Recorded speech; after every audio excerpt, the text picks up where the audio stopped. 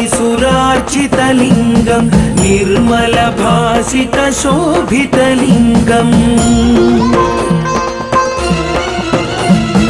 जन्मज दुःखविनाशकलिङ्गं तत्प्रणमामि सदा शिवलिङ्गं देवमुनिप्रवरार्चितलिङ्गं कामदहनकरुणाकरलिङ्गं रावणदर्पविनाशनलिङ्गं तत्प्रणमामि सदा शिवलिङ्गम्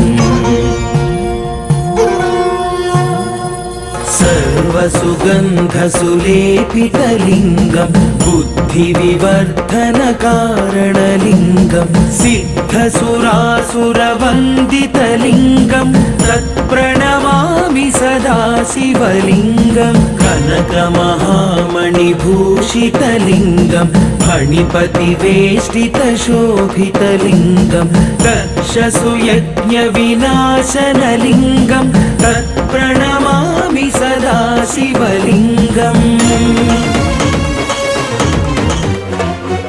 कुङ्कुमचन्दनलेपितलिङ्गं पङ्कजहारसुशोभितलिङ्गम्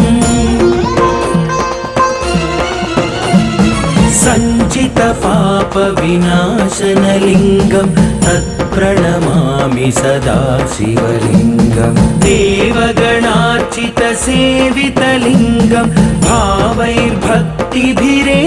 च लिङ्गं दिनकरकोटिप्रभाकरलिङ्गं तत्प्रणमामि सदा शिवलिङ्गम्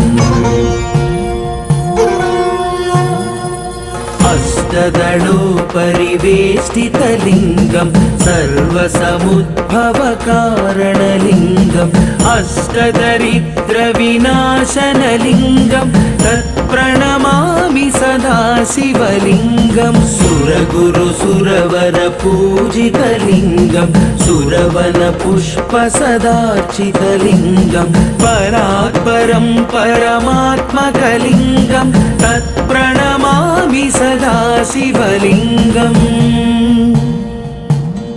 लिङ्गाष्टकमिदं पुण्यं यः पठेत् शिवसन्निधौ शिवलोकमवाप्नोति शिवेन सह मोदते शिवेन सह मोदते।